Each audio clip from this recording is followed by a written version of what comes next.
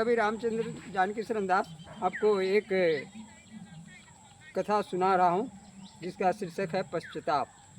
संत दादू दयाल अपने समय के महान संत थे। चारों तरफ उनकी प्रसिद्धि थी। एक दिन एक दरोगा दादू स्थल की महिमा सुनकर उनके दर्शन के लिए उतावला हो उठा। वह घोड़े पर सवार होकर दादू जी से मिलने चल पड़ा। दादू का आश्रम वन के अंदर था। जब दरोगा एक ढलान से गुजर रहा था तो उसे वहाँ एक फटेहाल व्यक्ति चबूतरे की सफाई करता हुआ मिला। दरोगा घोड़े पर बैठे बैठे ही बोला, अरे ओ फटीचर, क्या तू जानता है कि संत दादू दयाल का आश्रम कहाँ पर है? वह व्यक्ति अत्यंत शांत भाव से अपने काम में जुटा रहा। ऐसे में दरोगा को गुस्सा आ गया। घोड़े से उतरकर उसने उसे कई घूंसे जड़ दिए। फिर उसे गालियाँ देता हुआ घोड़े पर बैठकर आगे बढ़ गया। थोड़ी दूर आगे चलने पर उसे एक अन्य व्यक्ति मिला। उसने उससे दादू के बारे में पूछा। वह व्यक्ति उसे दादू के आश्रम तक ले आया। दरोगा यह देखकर हतप्रभ रह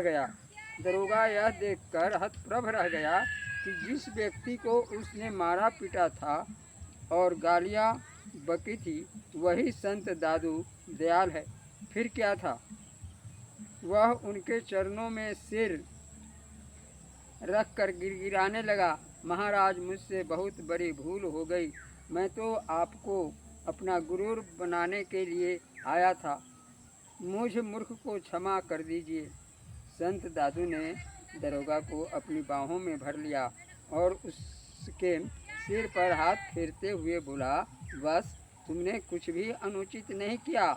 जब कोई व्यक्ति एक घड़ा खरीदता है तो उसे भी खूब ठीक बजाकर आंचला पकड़ता है।